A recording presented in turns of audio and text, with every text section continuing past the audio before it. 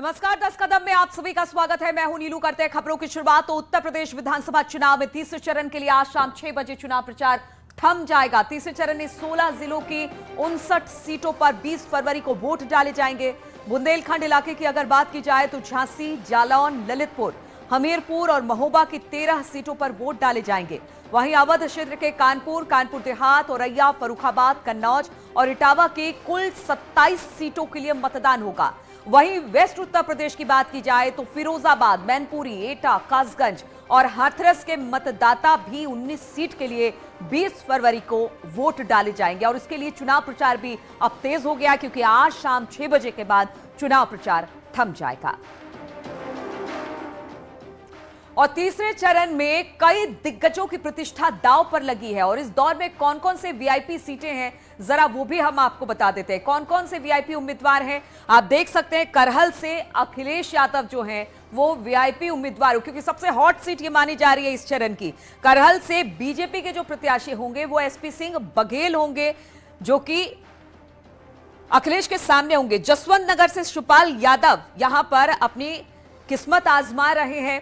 वहीं पर अगर बात की जाए अगले प्रत्याशी की तो सादाबाद से रामवीर उपाध्याय यहां पर चुनावी मैदान में दिखाई देंगे। इसके बाद फर्रुखाबाद सीट की बात की जाए तो लुइस खुर्शीद यहां से दिखाई देंगी चुनाव लड़ते हुए। तो ये वीआईपी सीटें हैं जिसका हाल हम आपको बता रहे हैं। सिरसागंज से हरिओम यादव भी चुनाव मैदान में होंगे। और आइए अब आपको बताते हैं कि इन जगहों पर पिछले चुनाव में कैसा रहा है पार्टियों का प्रदर्शन। तो जरा वो भी देखिए। तीसरे चरण में यादव लैंड के कई जिले आए, जो कहा जा सकता है कि समाजवादी पार्टी का गढ़ था। लेकिन अगर 2017 के प्रदर्शन की बात की जाए तो बीजेपी ने यहां पर जो कहते हैं ना कि एक यादवों का किला था, उसे ढहा दिया था। यानी 2017 में बीजेपी ने 59 में से 49 सीटें अपने नाम की थी। और ये बहुत बेहतरीन प्रदर्शन बीजेपी का था। एसपी कांग्रेस गठबंधन को सिर्फ 9 सीटों से ही यहां पर संतोष करना पड़ा था। यानी अपने ही गढ़ में एसपी के लिए खराब प्रदर्शन था। अब एसपी के सामने अपना गढ़ बचाने की एक बड़ी चुनौती होगी। और जबकि अखिलेश यादव यहां पर चुनाव मैदान में है, अब बीजेपी के सामने पिछला प्रदर्शन दोहराने की चुनौती होगी, क्योंकि कहां वहां 49 सीटें।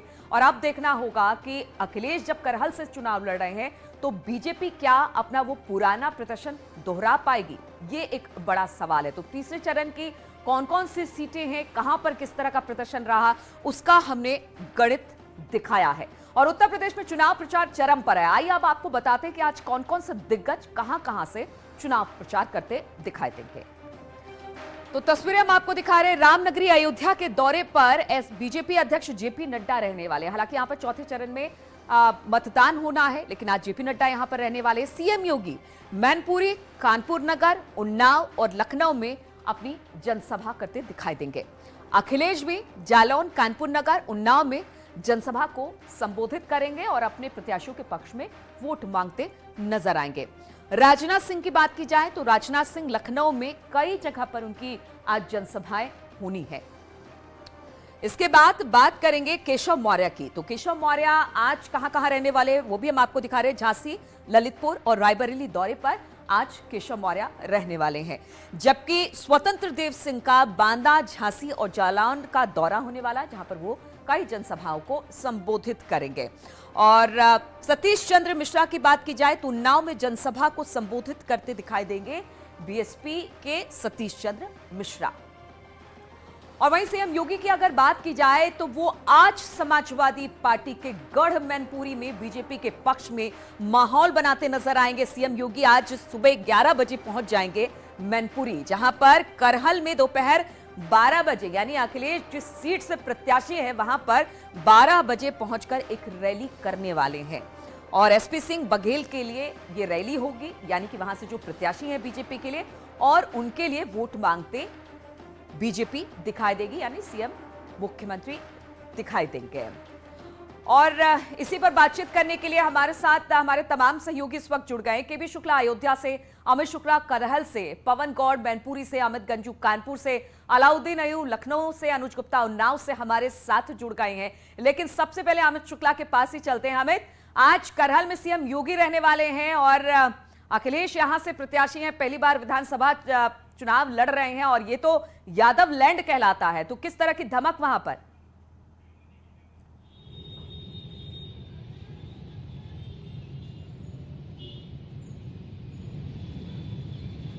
अमित, आवाज आ रही है आपको? लगता है अमित हमारे साथ नहीं जुड़े हैं। केबी शुक्ला के पास इस वक्त हम रुक करते हैं। केबी, आज जेपी नड्डा वहां पर पहुंचने वाले हैं, क्या कुछ उनका कार्यक्रम यहां पर रहने वाला है?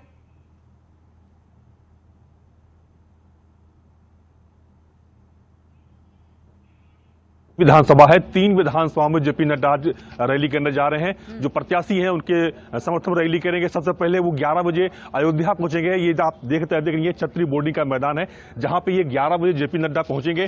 इसके साथ ही मिल्कीपुर विधानसभा और फिर रुदौली विधानसभा 3 इनकी जनसभाएं आज होगी। हालांकि विधानसभा 5 है, लेकिन 3 विधानसभाओं का रैली करेंगे। उम्मीद भी की जा रही है कि सबसे पहले वो रामनगर दर्शन पूजन करेंगे। दर्शन करने के बाद सबसे पहले 11 बजे यहां पहुंचेंगे।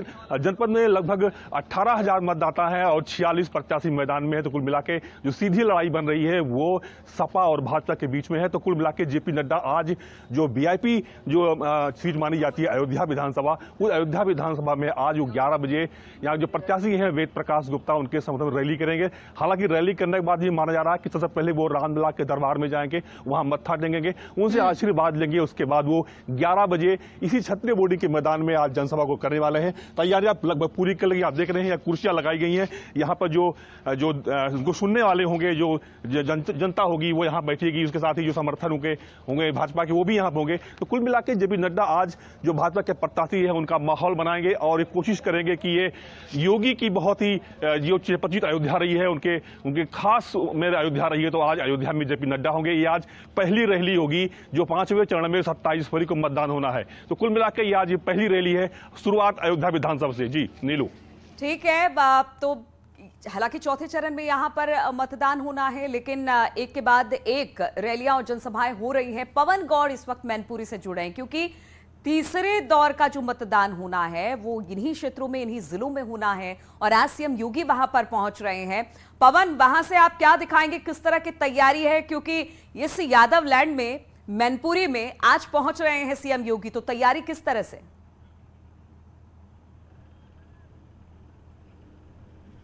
देखिए, जैसे कि आपने बताया कि पिछली बार 59 में से 49 सीटें भाजपा ने इस पूरे तीसरे फेज में जीती थी।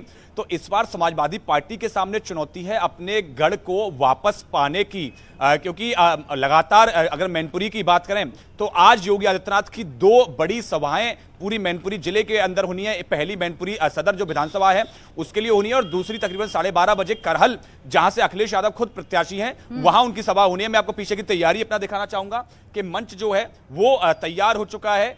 तमाम जो आप देख सकते हैं कि लोग जो है सुरक्षा से जुड़े कर्मचारी हैं वो यहां मंच की तैयारियों का जायजा ले रहे हैं, मंच को तैयार कर रहे हैं, कुर्सियां लगाई जा रही हैं जनता के लिए। अब जनता आएगी, जैसे जैसे टाइम बढ़ता जाएगा वैसे वैसे लोग आते जाएंगे और सभा में जुड़ते जाएंगे। तो बीजेपी पूरी तरह तैयार है किस तरह से लगातार अखिलेश यादव को उन्हीं की सीट पर घेरा जाए। आपने कल 2 बड़ी पिक्चर देखी, एक तरफ पूरा यादव परिवार एक पूरी तस्वीर में था, जहां मुलायम सिंह यादव हो, शिवपाल यादव हो, अखिलेश यादव हो, तमाम जो और सदस्य हैं यादव परिवार के। दूसरी तरफ गृह मंत्री अमित शाह एसपी सिंह बघेल के लिए चुनाव प्रचार करते दिखे। तो कहीं ना कहीं पूरी कोशिश है एक संदेश देने की। जब पिछली बार चुनाव हुआ था तो शिवपाल यादव अलग चुनाव लड़ रहे थे, अखिलेश यादव अलग चुनाव लड़ रहे थे, लेकिन इस बार इस पूरे यादव लैंड को एक साथ एकजुट रखने के लिए एक तस्वीर कल पेश की गई यहीं करहल विधानसभा से कि यादव परिवार पूरा एक साथ है और फिर से जितनी भी जो वोट स्प्लिट हुआ था वो इस बार ना हो, ऐसा संदेश देने की कोशिश की गई थी। लेकिन बीजेपी की तरफ से ये लगातार कोशिश है कि वो किसी भी तरह का वॉकओवर नहीं देने जा रहे हैं। इसीलिए उन्होंने केंद्रीय मंत्री एसपी सिंह बघेल को चुनावी मैदान में करहल से अखिलेश यादव के सामने उतारा। कल खुद गृह मंत्री चुनाव प्रचार उन्होंने एसपी सिंह बघेल के लिए किया और आज खुद मुख्यमंत्री योगी आदित्यनाथ करहल पहुंचेंगे। यादव परिवार में 2017 में बिखराव था और इसका नतीजा यादव परिवार ने भुगता, इसलिए कल जो तस्वीरें निकलकर सामने आई वो बहुत कुछ बयां कर रही थी। लेकिन आज सीएम योगी मैनपुरी में है, वहां पर 2 जनसभाएं करने वाले हैं। अमित गंज इस वक्त कानपुर से हमारे साथ जुड़ गए। अमित, वहां पर किस तरह की तैयारी है और जो सभाएं होनी है उसको लेकर किस तरह की तैयारी की गई है? देखिए, मैं आपको बताना चाहूंगा कि थर्ड फेज के लिए कानपुर में मतदान होना है, जिसको लेकर प्रशासनिक अधिकारियों ने जहां एक और कमर कस ली है, तो वहीं अब से 8 घंटे बाद प्रचार थम जाएगा। लगभग 8 घंटे से भी कम का समय रह गया, प्रचार थम जाएगा। और उसको लेकर लास्ट फेज का जो लास्ट फोकस है वो आज कानपुर में रहने वाला है, जिसमें एक तरफ मौजूदा मुख्यमंत्री योगी आदित्यनाथ अपनी 2 जनसभाएं 3 विधानसभाओं के लिए, इसमें गोविंद नगर, किदवई नगर और इसमें कल्याणपुर की करेंगे। तो वहीं रोड शो होगा समाजवादी पार्टी के राष्ट्रीय अध्यक्ष और पूर्व मुख्यमंत्री का, यानी लगभग दोनों के टाइमिंग्स एक जैसे हैं। जहां एक और 12 बजे के आसपास अखिलेश यादव का है, तो 12:30 पौने 1 बजे के आसपास योगी आदित्यनाथ का है। 3 विधानसभाएं जहां एक और योगी आदित्यनाथ देखेंगे, जनसभाएं करेंगे, अपने प्रत्याशियों के समर्थन में वोट की अपील करेंगे। तो वहीं रोड शो रखा है। रोड शो का जो स्ट्रेच है 6.75 किलोमीटर का एक फेज का है, दूसरे फेज का 2.28 किलोमीटर का, यानी 10 किलोमीटर का टोटल ये स्ट्रेच बनाया गया है, जिसमें उसमें 3 विधानसभाएं आ रही हैं। और अब जबकि आज प्रचार थम जाएगा और डे आफ्टर टुमारो यानी बात किया जाए 20 तारीख होगा, तब देखा जाएगा कि किसके प्रचार का कितना प्रभाव हुआ। हालांकि सबकी नजर, जिस तरह मेरे सहयोगी बता रहे थे करहल के बारे में, तो अगर बात की जाए इन 59 सीटों की, इन 59 सीटों पर अब सबका फोकस इसलिए रहने वाला है क्योंकि इसमें कानपुर देहात, औरैया, इटावा, कन्नौज, जालौन, फर्रुखाबाद, हमीरपुर, महोबा, ललितपुर, झांसी, यानी जहां एक और सेंट्रल कानपुर है, तो वहीं बिल्कुल वो 2 फेज था। तो अखिलेश ने कह दिया 100 सीटें लेकर आ रहे हैं, बीजेपी अपना दावा ठोक रही है, लेकिन वो तो बाद में नतीजे जब आएंगे तब पता चलेगा। अमित और अलाउद्दीन भी हमारे साथ लखनऊ से जुड़ गए हैं। अलाउद्दीन, वहां पर किस तरह से आज कौन कौन दिग्गज पहुंचने वाले, किस तरह से वहां पर चुनाव प्रचार देखने को मिलेगा?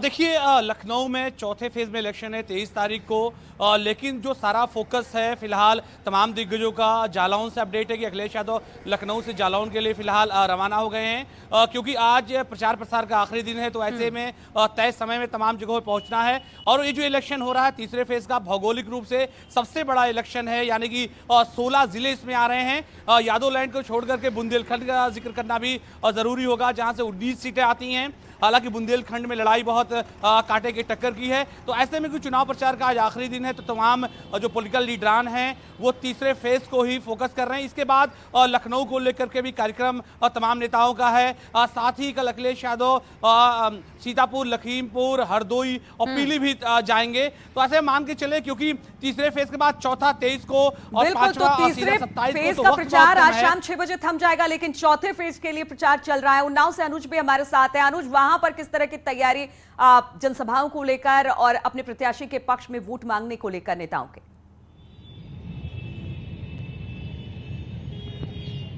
देखिए, आज उन्नाव में जो रैलियों का दौर है, 4 रैली होने वाली है, जिसमें सपा अध्यक्ष अखिलेश यादव, सीएम योगी आदित्यनाथ और बसपा महासचिव सतीश चंद्र मिश्रा की रैली है। आपको बता दें कि जो सफीपुर सुरक्षित विधानसभा है, वहां पर सतीश चंद्र मिश्रा रैली करेंगे। इसके साथ ही भगवान नगर सीट पर भी सतीश चंद्र मिश्रा रैली करने वाले हैं। वहीं अगर अखिलेश यादव की बात करी जाए, तो जो मोहान से सुरक्षित सीट है उसमें अखिलेश यादव रैली करने वाले हैं, क्योंकि यहाँ पिछड़ा वर्ग का वोट बहुत अधिक है, जिसको साधने की पूरी कोशिश सीएम योगी द्वारा की जा सकती है, जो अखिलेश यादव द्वारा की जा सकती है। वहीं अगर भगवान नगर सीट की बात करें, तो ये पूर्व में विधानसभा अध्यक्ष हृदय नारायण दीक्षित की सीट है। इस बार हालांकि वो चुनाव नहीं लड़ रहे हैं, तो यहाँ से एक बड़ा मैसेज जाएगा, वो उन्नाव की सभी 6 विधानसभाओं में जाएगा, जिसको लेकर कार्यकर्ता भी पूरी तरह से तैयारियों में लगे हुए हैं, अंतिम रूप बिल्कुल अनुज, तो कहा जा सकता है शाम 6 बजे प्रचार तीसरे चरण का खत्म हो जाएगा। इससे पहले तमाम दिग्गज नेता और पार्टियां अपनी पूरी ताकत झोंकना चाहते हैं। बहुत बहुत शुक्रिया आप सभी का हमारे साथ जुड़ने के लिए। और कुशीनगर हादसे को लेकर एक बड़ी खबर आ रही है। हम आपको बता दें, लापरवाही को लेकर कई लोगों पर गाज गिरी है। कोटवा सीएससी प्रभारी को हटा दिया गया है, फार्मासिस्ट को निलंबित कर दिया गया है, 2 एम्बुलेंस ड्राइवर को भी बर्खास्त कर दिया गया है। घायलों को इलाज में लापरवाही का आरोप इन पर लगा है। कुशीनगर हादसे में 13 की मौत हुई थी और बताया जा रहा था कि स्वास्थ्य कर्मियों को जब फोन करके बुलाया गया तो वो देर से पहुंचे और इसी को लेकर एक जांच कमेटी बिठाई गई, जिसमें अब लापरवाही की बात सामने आ रही है। कहीं पर गाज गिरी है। कोटवा सीएससी प्रभारी को हटाया गया है, फार्मिस्ट को निलंबित किया गया है, 2 एम्बुलेंस ड्राइवर जो मौके पर समय पर नहीं पहुंच पाए उनको बर्खास्त किया गया है। घायलों के इलाज में लापरवाही का आरोप इन सब पर है। हम आपको बता दें कि एक दुखद घटना कल कुशीनगर में हुई थी, जिसमें 13 की मौत हो गई थी।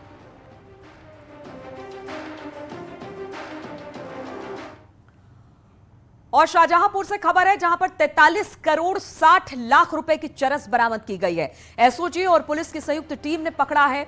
एक नेपाली महिला समेत 3 तस्कर गिरफ्तार किए गए हैं। थाना सदर बाजार इलाके में बस स्टैंड के पास से इनकी गिरफ्तारी की गई है। नेपाली तस्करों पर उत्तर प्रदेश के कई जिलों में सप्लाई करने का। और नोएडा से खबर है जहां पर स्पा सेंटर में आग लग गई। हादसे में युवक और युवती जिंदा जल गए हैं। सेक्टर 53 के गिंझौड़ में यह स्पा सेंटर बताया जा रहा है। थाना सेक्टर 24 इलाके की घटना बताई जा रही है। आशीर्वाद कॉम्प्लेक्स में यह स्पा सेंटर चलाया जा रहा था। बिना एनओसी के ये स्पा सेंटर चल रहा था जहां पर आग लगी और एक लड़की की इसमें जलने से मौत हो गई।